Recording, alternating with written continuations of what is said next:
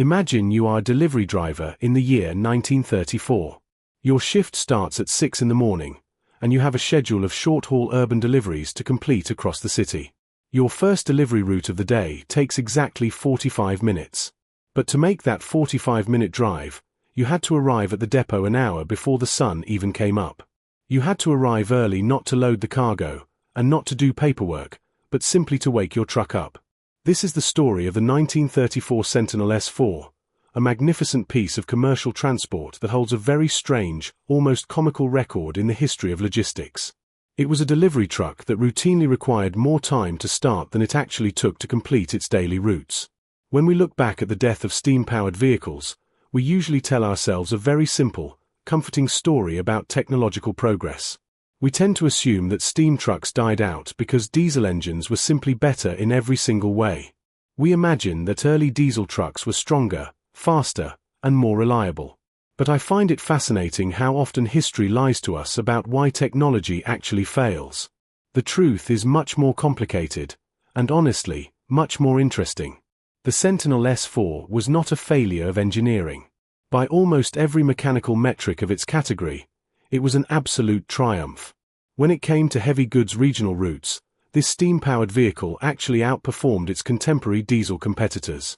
It offered smoother torque delivery, it had exceptional mechanical reliability, and it could pull loads that would make an early diesel engine completely tear itself apart. So why did it disappear? Because it represented a very specific, very rare type of failure in the business world. The Sentinel S4 was technically correct, but completely operationally impossible. Before we dive deep into exactly why this happened, I want you to think about your own daily routine. Have you ever used a piece of software or a tool at work that was technically brilliant, but so annoying to set up that you just stopped using it? Let me know down in the comments what that tool was, because human nature hasn't changed since 1934, and that exact frustration is what killed this truck. To truly understand what it meant to operate this machine, we have to look at the surviving 1934 Sentinel Operator Manual. We actually have the original documentation that details the exact standard operating procedure for the driver. Looking at these pages today feels like reading instructions for a naval battleship, not a delivery vehicle. When you drive a modern vehicle, or even a vintage diesel truck, the startup procedure is measured in seconds. You turn a key, maybe you wait a moment for the glow plugs to warm up, and you drive away. The Sentinel S4 required a ritual. And I do mean a ritual. According to the official manual, the driver's day began by climbing into the cab to inspect the boiler's water levels.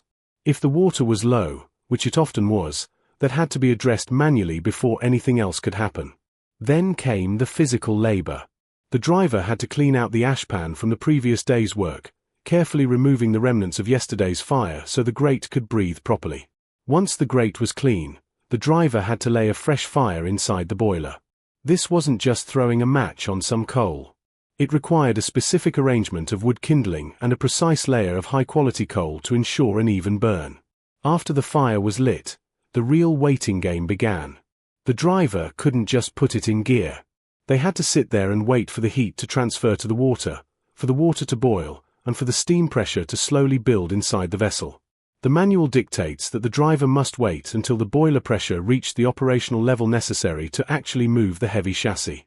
Depending on the ambient temperature outside and the quality of the coal used that morning, this process took anywhere from 45 minutes to a full hour. Now, put yourself in the shoes of a fleet logistics manager in the 1930s. You are running a business that depends entirely on operational efficiency and moving goods distribution as quickly as possible. Your business model relies on short-haul urban delivery routes, taking goods from a rail yard to a warehouse, or from a factory to a local retailer. These round trips, on average, took about 40 to 55 minutes to complete in the city traffic of the time. Do you see the mathematical nightmare here? Your highly paid driver is spending more time staring at a pressure gauge in the depot than he is actually moving cargo on the road. You are paying for 60 minutes of physical labor and waiting time just to unlock 45 minutes of actual, revenue-generating transportation. This is what I mean when I say the Sentinel S4 was operationally impossible. It wasn't that the truck couldn't do the job. It did the job beautifully once it was hot. The problem was that the business of goods distribution was changing rapidly around it. The rhythm of commerce was speeding up. In the late 19th and early 20th centuries, heavy transport was a slow, deliberate process. People expected delays. But by the 1930s, the modern supply chain was beginning to take shape.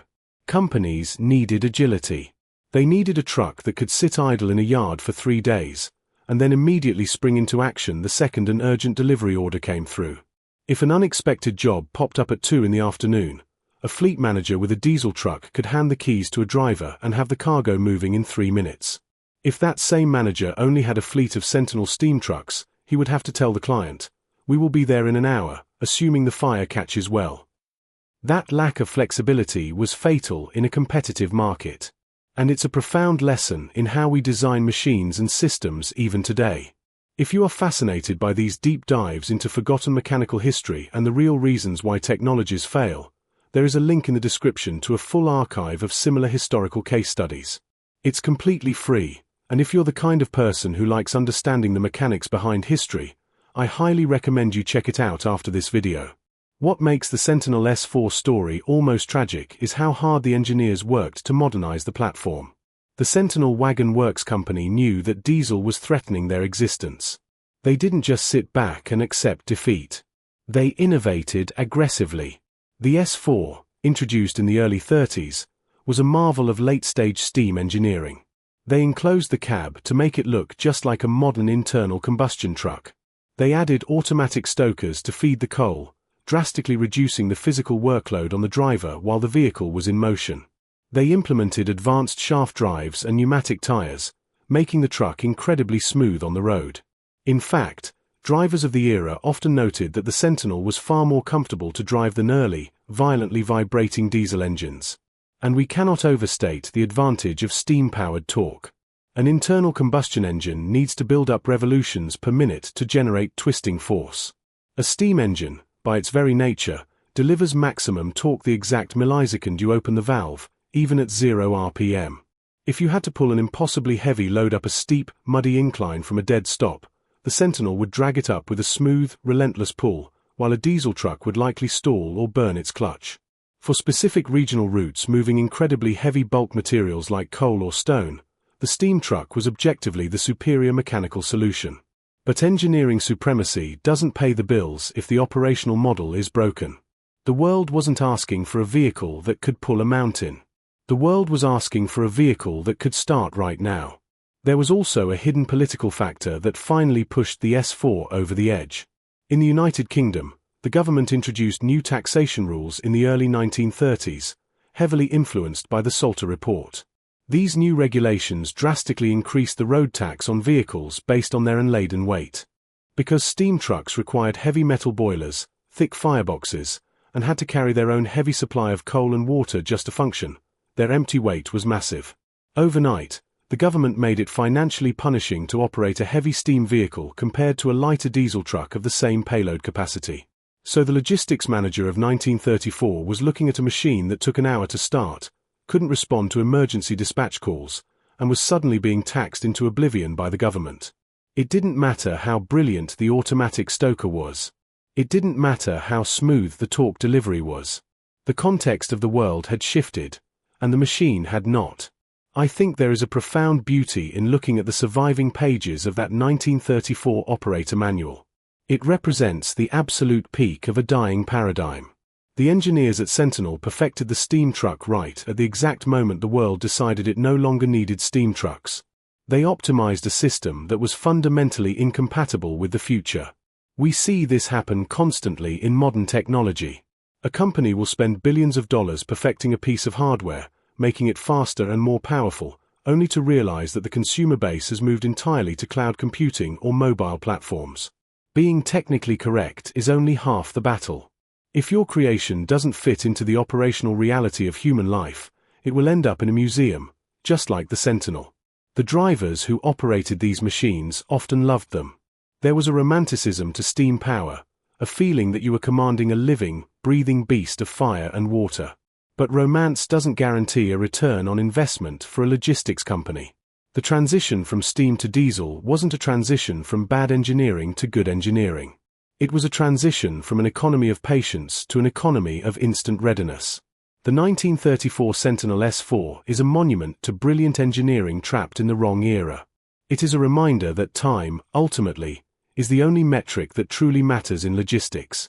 If a machine takes longer to wake up than it does to do its job, the world will simply find a machine that doesn't need to sleep. If you enjoyed this breakdown of the Sentinel S4 and you want to keep exploring the fascinating intersections where technology, history, and business collide, hit that subscribe button right now. Make sure you turn on the notifications so you don't miss our next deep dive into the machines that shaped our modern world. Thanks for watching, and I'll see you in the next one.